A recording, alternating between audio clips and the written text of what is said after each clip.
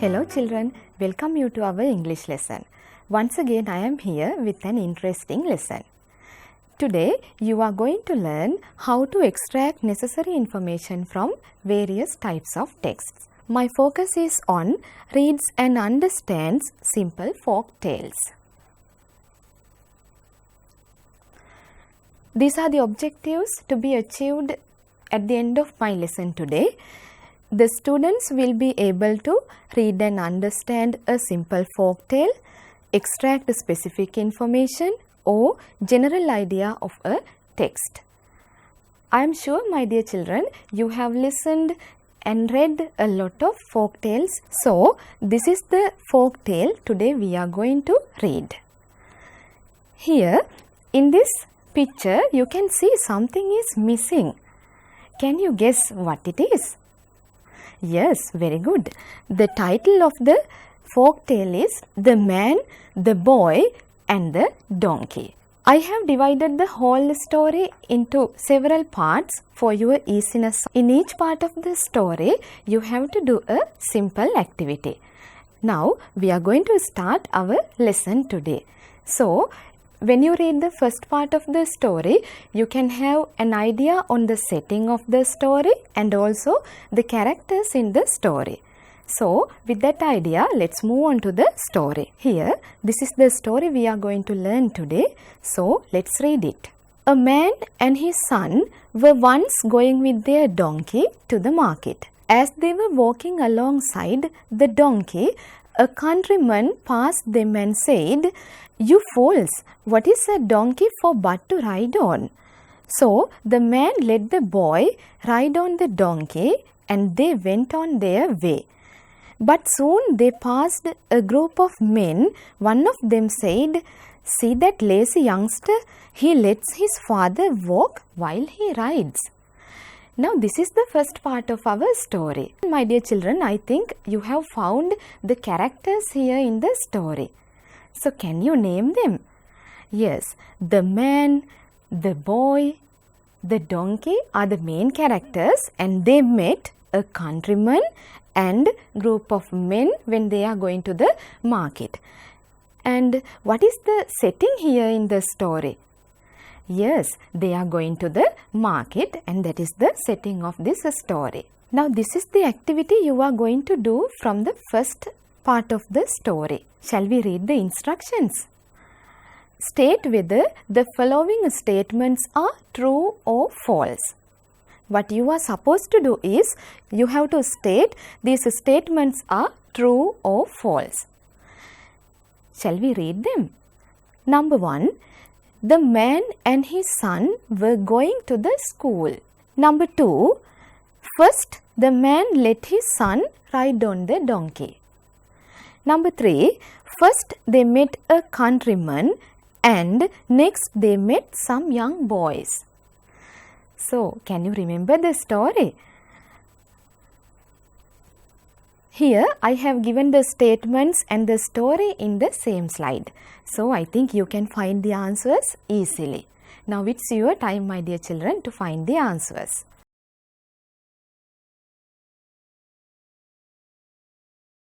Shall we discuss the answers?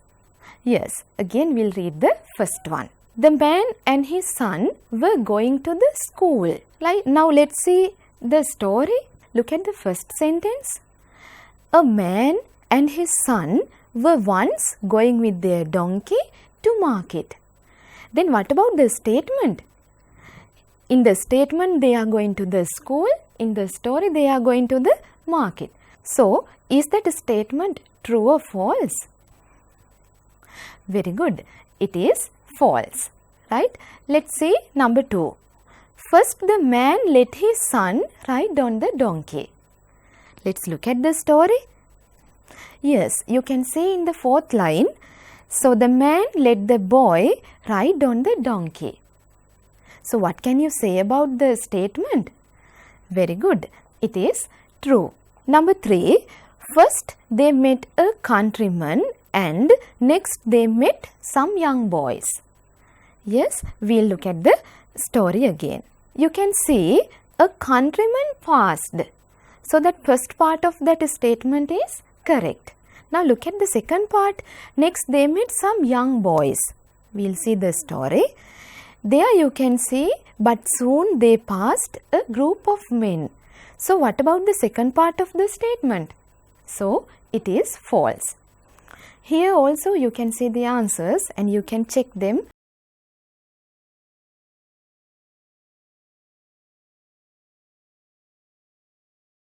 Now from the first part of the story, you got to know the characters in the story and the settings of the story, right? Now we'll move on to the second part of the story. My dear children, before giving the second part of the story, here I have given the activity first. We'll read the instructions first. Answer the following questions after reading the story. Here I have given the questions first. Then you can find the answers easily when you are reading the story. Right? Shall we read the first question? What did the man order his son to do? Number 2. Who has passed the man and his son while they were walking to the town? Number 3. Which statement tells you that the boy was walking with a difficulty and the man was walking comfortably? Remember, my dear children, when you answering these types of questions, the first one and the second one, you have to write the exact answer only. Most of the students writing the whole sentence as the answer, right? So you have to extract necessary information only when you are writing answers. But look at the third one, which statement tells you.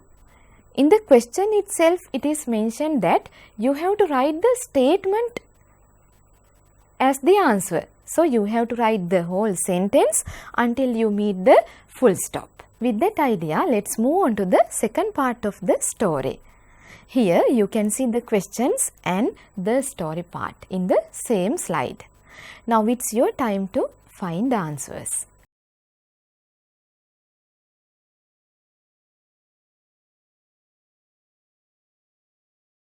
Hope you all have completed writing now. Shall we discuss the answers? Yes. Look at the first question.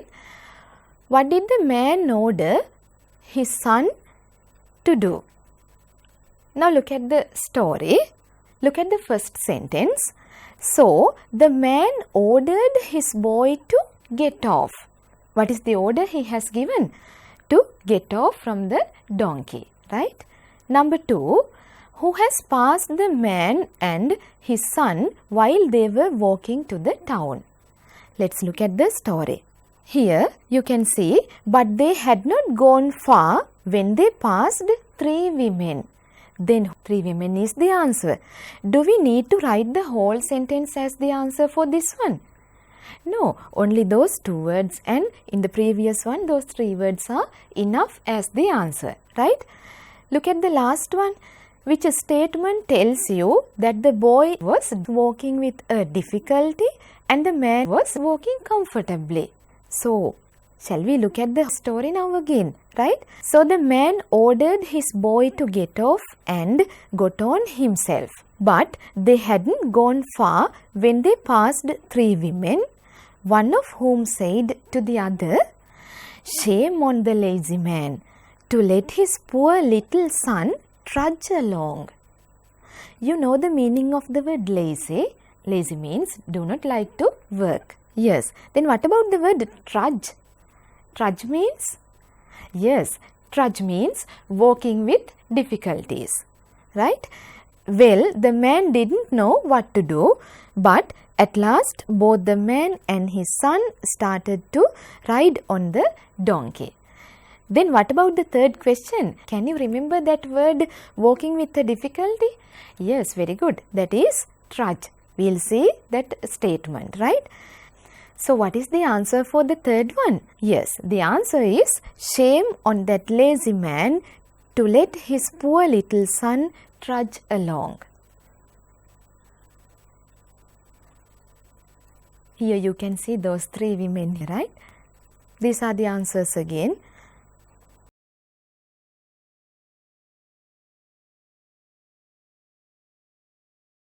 I think you have done well. Now we came to the third part of the story. Now you know what happened first and what happened then. Now we came to the third part of the story. Shall we read the story together? Yes. By this time they had come to the town, and the passers-by began to jeer and point at them. What do you mean by the word passers-by? Yes, passers-by means the people passing these two, right? Began to jeer and point at them. The man stopped and asked what they were scoffing at. The men said, "Aren't you ashamed of yourself for overloading your poor donkey with you and your hulking son?" What do you mean by the word hulking? Hulking means well built and strong, right? So here this man and the son are strong. But what they are doing? They are overloading on their poor donkey. Here you can see that picture. Those two men are on the donkey and these men are scoffing at them, right? Now this is the activity you have to do from this part of the story. Shall we read the instructions? Find words from the passage for the given descriptions. Here I have given some descriptions, and what you have to do is you have to find words from the passage. Let's read number 1. People who are going past a particular place. Number 2. Make rude and mocking remarks. Number 3.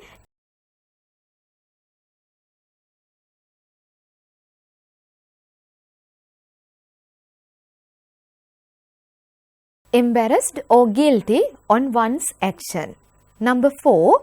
Having a strong body. Now you have to find those words from the story, right? It's your time.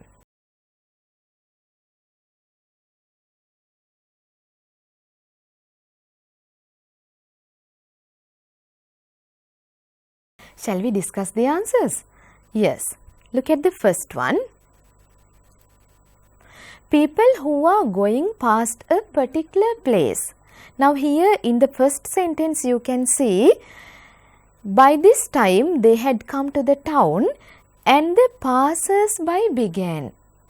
So the people who are passing this place, here it is mentioned as passers-by. Right. We'll see number 2.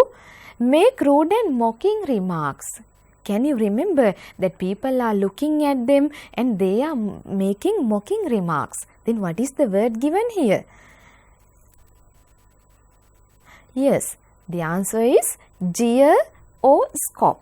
These two words we can take as the answer, right? Here in the second line you can see to jeer and point at them, and also in the third line you can see were scoffing at, right? Number 3, embarrassed or guilty on one's action. What do you think about that one?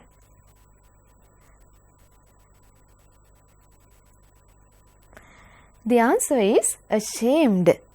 Here you can see in the fourth line, aren't you ashamed of yourself? Aren't you feel guilty on yourself? Yes. Number 4, having a strong body. I told you that one. Yes, the word hulking, that the boy has here you can see, and your hulking son. So, my dear children, you can put these words into your vocabulary and then you can enhance your vocabulary, right? These are the answers again.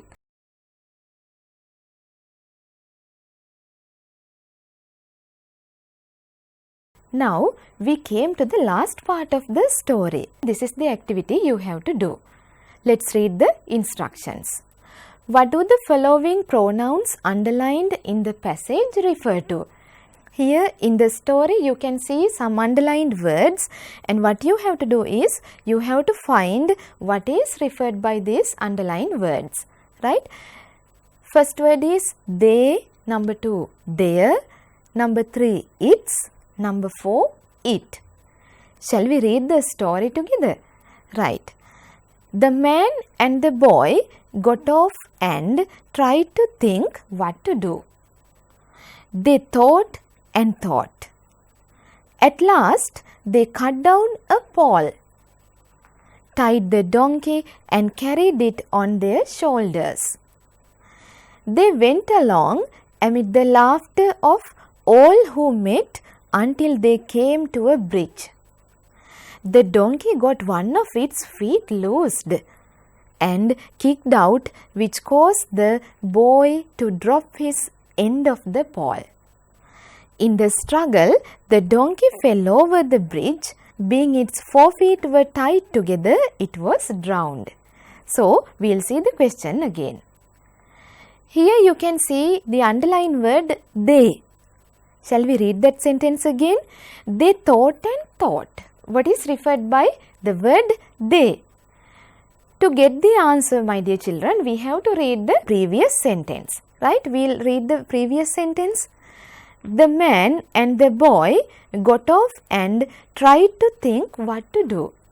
So then what's referred by they here? Very good. The man and the boy. Right? Now we'll look at the second one. We'll look at the sentence.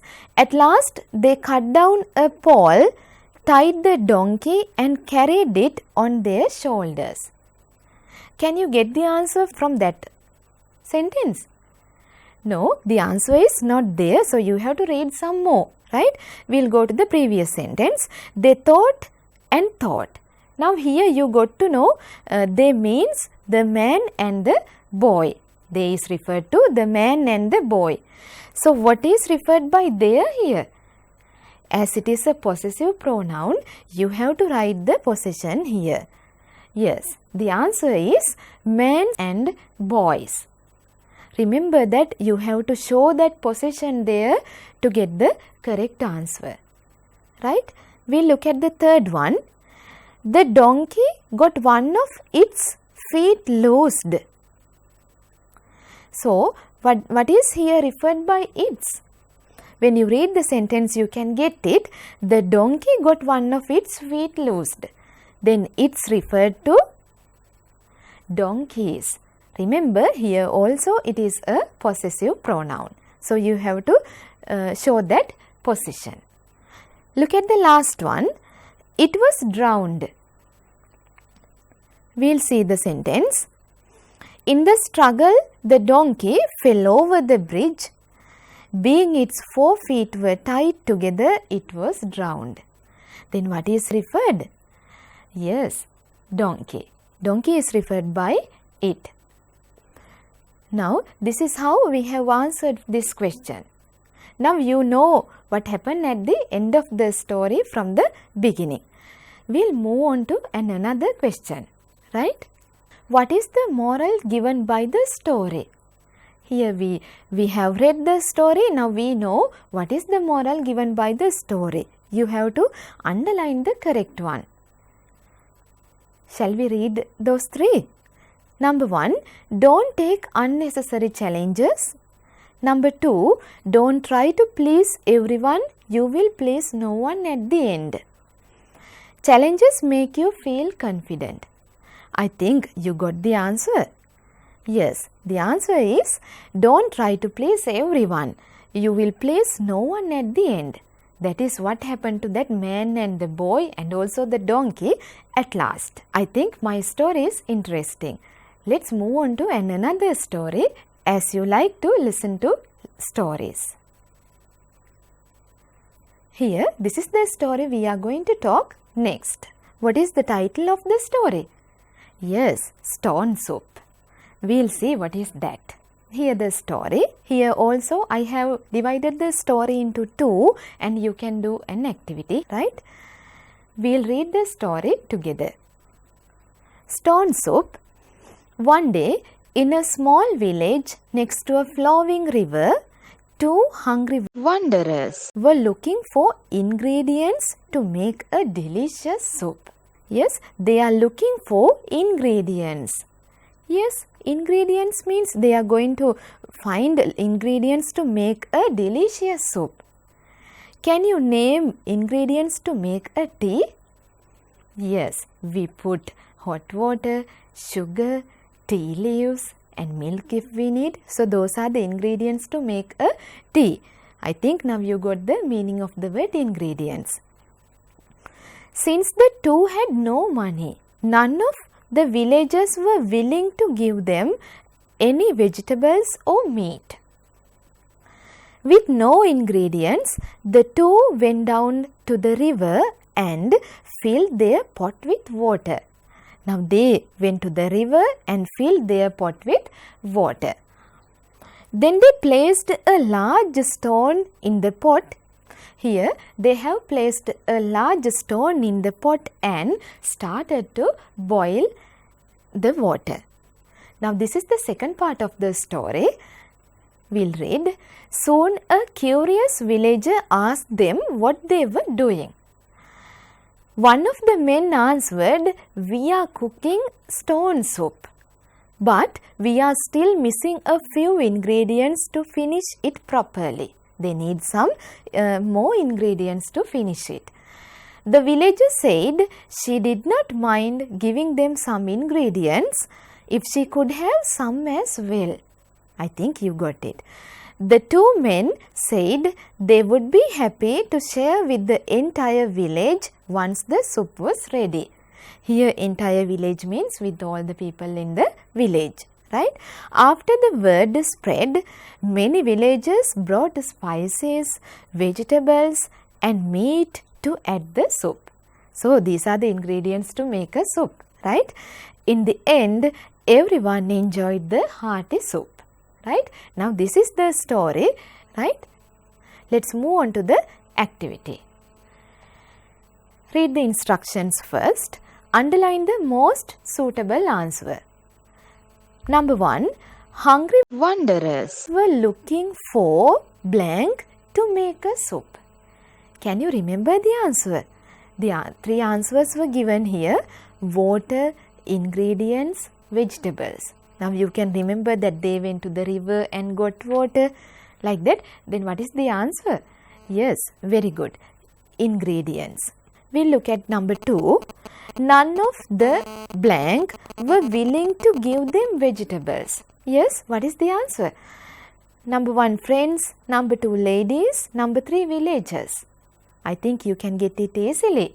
Yes, very good. The villagers. None of the villagers were willing to give them vegetables. This is the third one. The two men went down to the blank and filled their pot with water. These are the answers here. Village, well, river. The two men went down to the river and filled their pot with water. Look at the fourth one. Then they placed a large blank in the pot and began boiling water. Yes, what did they place in the large pot? You know, the answer is stone. Then they placed a large stone in the pot and began boiling water. Now that is the story and those are the questions we have discussed. Now we came to the end of our lesson today. So let's meet in another interesting lesson. Goodbye children.